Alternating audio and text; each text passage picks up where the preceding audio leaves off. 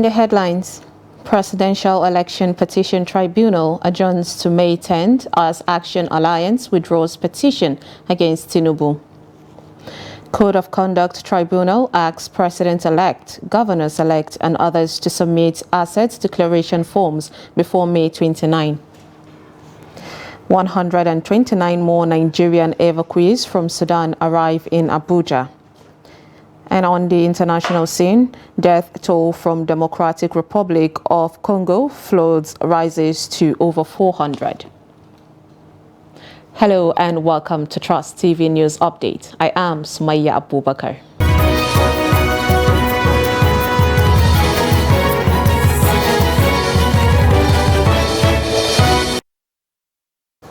Thank you for joining us in Audi News in Full. The Presidential Election Petition Tribunal, sitting in Abuja, has adjourned matters brought before it challenging the outcome of the 2023 presidential election to May 10th. The presidential candidates of the People's Democratic Party, PDP, Labour Party, LP, Action People's Party, APP, and Allied People's Movement, APM, are challenging the declaration of Bola Tinubu of the All Progressive Congress, APC, as the winner of the 25th February 2023 election. At the start of the hearing on Monday, the Action Alliance, AA, announced the withdrawal of its petition against the APC and its candidate. Justice Haruna Simon Tsammani is leading a 5-member panel of justices, including Justice Moses Ugo, Justice Bolaji Yusuf, Justice Stephen Ada, and Justice Abba Muhammad. In his inaugural speech, Justice Amani assured the parties that justice will be done and urged counsels to cooperate with the tribunal to ensure that the petitions are decided speedily.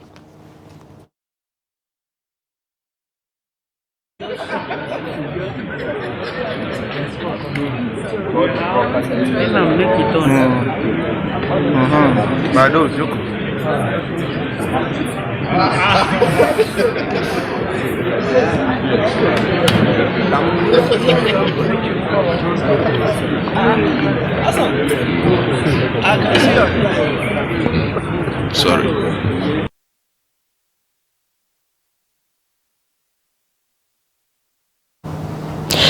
The Supreme Court has fixed May 9th for judgment to the appeal filed by former Osun Governor Gboyega Oyetola against the election of Ademola Adeleke.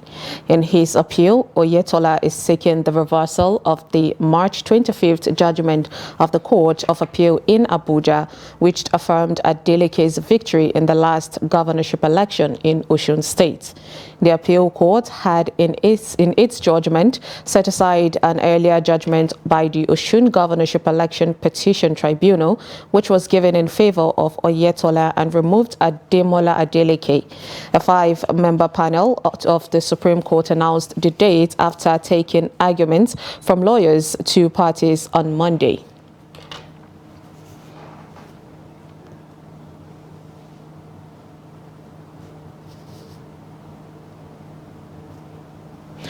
The Code of Conduct Bureau has asked the President-elect Bola Ahmed Tinubu, the Vice President-elect Kashim Shettima, and 28 incoming governors to declare their assets before May 29 inauguration.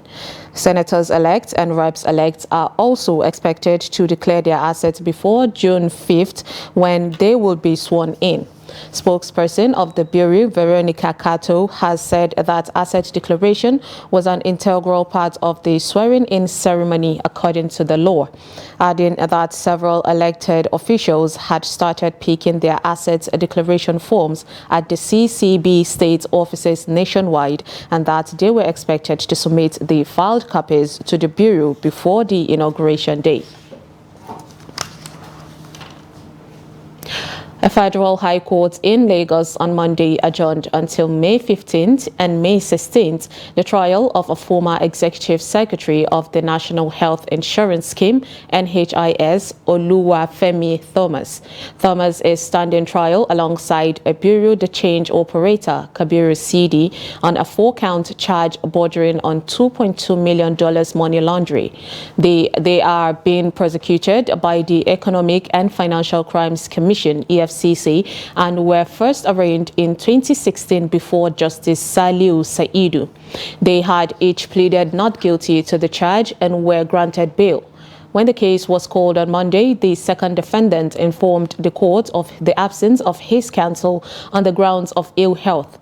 The court consequently adjourned the case until May 15th and 16th and urged the defendant to ensure he be present in court with his counsel on the next date. Following school resumption, parents have been called upon to monitor their children to ensure they attend school. School teachers in Abuja made the call in an interview with Kabir Lawal, who monitors progress since the resumption of schools last week. The report.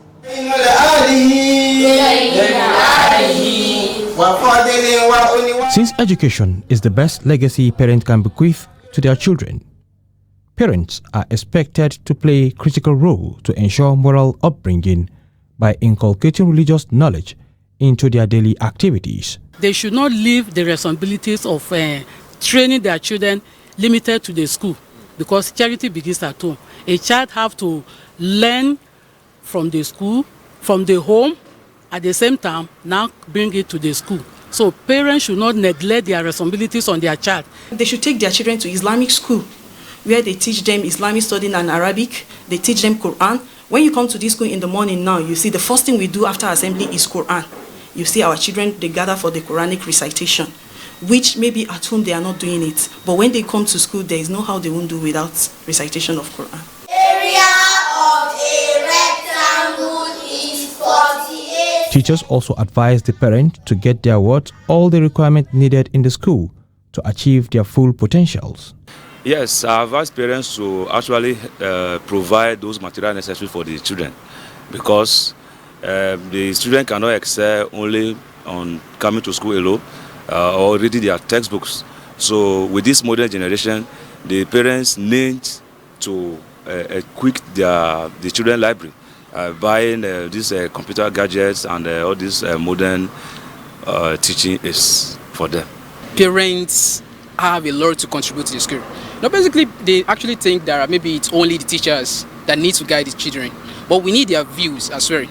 No, we have something we call indigenous education, and in which it must be learned at home. So without their, how are we going to equip those students perfectly? So we need their views. So when they give us their views or their clues to what the children are doing, so we actually we can work on that and everything will be okay. I love my school because it is a Muslim school and they teach me well. I would like to tell them they can start using computer, because computer can be very useful in life. They should go and try the computer and using it. They should try and use the computer. Parents are struggling to meet up basic requirements since the resumption of schools in Abuja. Kabir Lawal, Trust TV News, Abuja. 129 more Nigerians have fled war-torn Sudan as the federal government further strengthens its effort to repatriate stranded Nigerians in the North African country. The returnees arrived on Monday at the Nnamdi Azikiwe International Airport in Abuja on board the Taco Airlines from Port Sudan. Comprising 124 adults and 5 infants, they were received by officials of the National Emergency Management Agency, NEMA, the Nigerians in Diaspora Commission, NIDCOM, the Ministry of Humanitarian Affairs, the Ministry of Foreign Affairs, and the Nigerian Immigration Service, among others.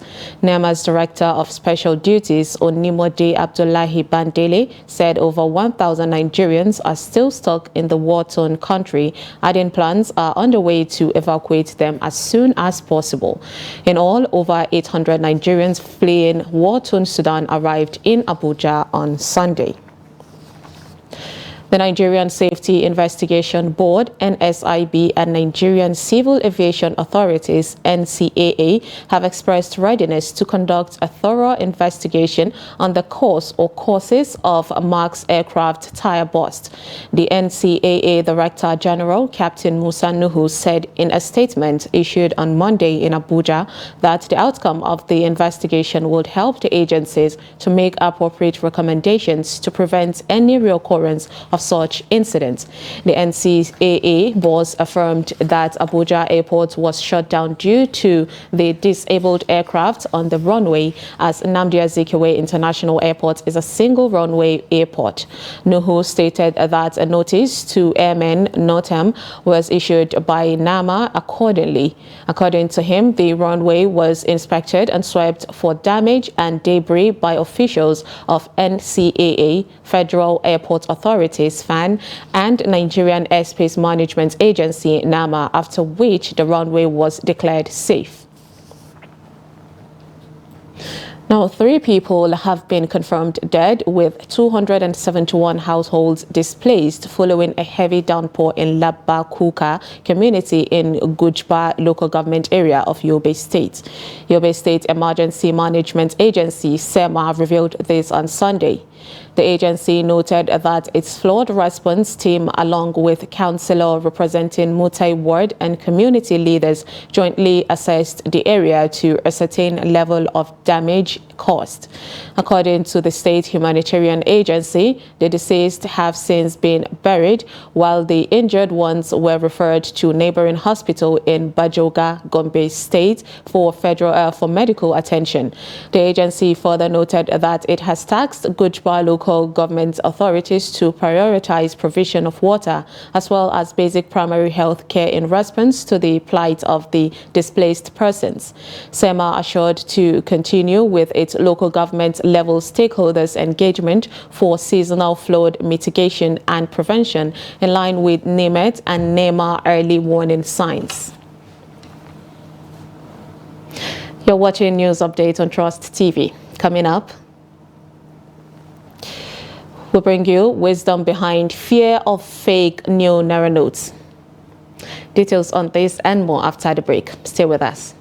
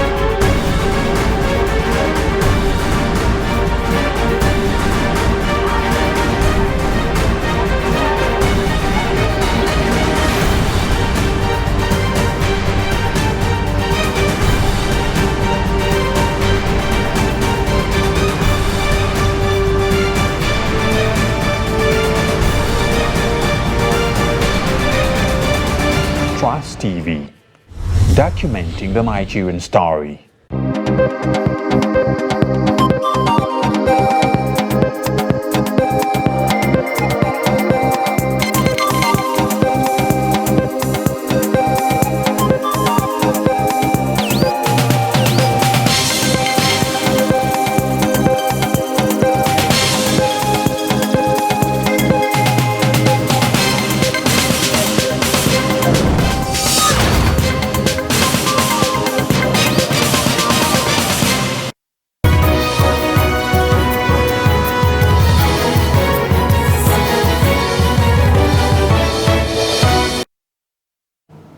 Welcome back. If you're just joining us, this is Trust TV News Update, and here is a recap of our top stories.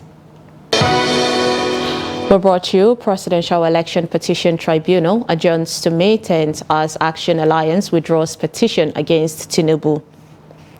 And Code of Conduct Tribunal asks President-elect, Governors-elect, and others to submit asset declaration forms before May 29.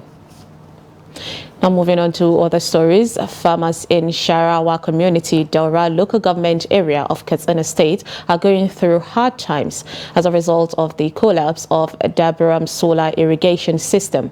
According to the farmers, the project under the supervision of the National Agricultural Land Development Authorities has been abandoned for 2 years. To make matters worse, security guards looking for the equipment at the site are complaining that they have not been paid salaries in 18 months. Gaza Yakubu, who visited Daura, tells us more. Dabiram Solar Irrigation System is one of the dam projects in Daura local government area of Katsina State, supplying water to farming communities around its axis. But the sudden collapse of its solar irrigation system has created a huge challenge to farmers relying on the project. The major problems the farmers are faced with are drying up of the water body feeding the irrigation scheme due to climate change and influx of farmers into irrigation farming. An equal huge obstacle is the breakdown of solar energy system, which was provided by the government for over 2 years. These difficulties have increased farming costs, especially as the farmers have to adopt the alternative use of water pumping machine to supply water to their farms. Solar is of paramount importance and it makes work faster. It has helped the less privileged. We are calling on government to pay security personnel guarding the solar because for the past 18 months, they have not been paid. Abdullahi Adamu and his brothers are constructing water canals as an alternative means of irrigation. They will have to use a pumping machine instead of solar that was provided by the government as a source of energy. Last year, the weather really affected the solar as a result of the wind and thunderstorms. We have to create paths for easy flowing of water to ease in the farmland. Unlike farmers in Kura, Kano State, benefiting from the Hadijia Jamarin River Basin Development Authority, farmers in Sharawa, one of the communities benefiting from the solar irrigation system, cannot produce crop in 3 farming seasons. The challenges of irrigation in this region have overshadowed their farming capacity. We are calling on the government to build underground water pipe to further boost farming production in this community, and it will also help us during the dry season. The farmers in Sharawa community say their only source of income is farming. And now that the dam is going through multiple challenges, they can only hope that the government will come to their rescue. Gaza Yakubu, Trust Television News, Daura. Business owners and point-of-sales operators say the tendency of circulation of fake new Naira notes is high because of its scarcity in circulation, urging the government to allow continuous use of the old Naira notes. The report. People with criminal inclinations are trying to exploit the non-availability of the new Naira note to circulate fake currency, as most people cannot differentiate between real notes and fake notes. Some point-of-sale operators in Lagos air their views on the low circulation of the new Naira notes. They should keep the new notes. They should not bring out the new note. The old note is okay. And even the new note, if rain fall on it, the new note is spoiled. It will turn to another color. So we don't need the new notes for now. Just new old notes. Affecting my business. It's not really affecting my business, and because I know the rudiments of the business. The second one is for the future, I think it's better because we have a lot of fake of the previous one. 4 days ago, they brought 45,000 naira to me to exchange of the fake one. So I think that is one of the reasons our government wants it out of the market system. That's one of the points. Then they have several other reasons too. So affecting my business is not. Everybody knows the rudiments of their business, so they know how to keep it up. There is no business that doesn't have their own ups and downs. So you should know how to paddle your canoe when it comes to your business. They urge the government to prevent further punishment of Nigerians come December 2023 by ensuring that the newly redesigned Naira notes become available. I fear now is that if they stop using the old one now, it will affect business and ordinary. Then before they could stop the old one, they should make sure that they have produced more so that it will be enough. This new Naira notes, we are not seeing it, and we are not getting the new Naira note. So my opinion is that let us continue with the old one, because that old one is circulating everywhere. The new one, we cannot get in it. However, business owners are advised to educate themselves on how to differentiate original Naira notes, especially the new notes, from the fake ones, so as not to fall victims of fraudsters with fake new Naira notes. Director General, Nigeria Center for Disease Control, Ifedayo Adetifa, says the threat of the COVID-19 virus remains within countries and globally, and particularly for high-risk groups. He said this on Sunday against the backdrop of Friday's declaration by the Director General of the World Health Organization, Tedros Ghebreyesus, that COVID-19 was no longer a public health emergency of international concern. Adetifa, in a statement, said the declaration was to enable countries transition from acute emergency response to managing COVID-19 as part of integrated healthcare delivery for all infectious diseases. He said the declaration was made after a careful review of current evidence that showed there was high population-level immunity from the SARS-CoV-2 infection, improved knowledge of the virus, and management of confirmed COVID-19 cases, a deadline in the global burden of the virus, and a steady increase in vaccine uptake across countries.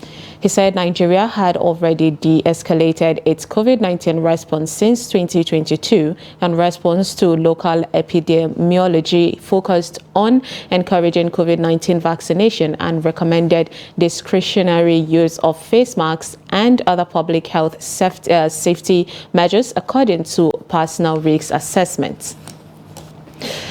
Also on health matters, a Makurdi-based medical practitioner has recommended periodic blood pressure tests and routine medical checkup for the wellness and well-being. Igoche Ali blamed the inability of most Nigerians to regular checks of blood pressure and on ignorance and recklessness. The report. According to the World Health Organization, blood pressure should be checked regularly, especially for those who have attained 40 years and above. A medical practitioner says regular check has become a necessity because of rising cases of depression occasioned by tough economic times. In recent times, because of the change in lifestyle, people have evolved from rural setting to urban setting. Urban lifestyle has a lot of attendant challenges. So people are facing things they need not face. People are going through stress. And a lot of stressors are on ground now that bring people into high blood pressure, developing high blood pressure. And, other things that lead to the rampant cases of high blood pressure now is organ failure, organ malfunctioning. If you are having a kidney problem, or you're having a liver problem, you're having a problem with one of the major organs, it has tendency of causing high blood pressure.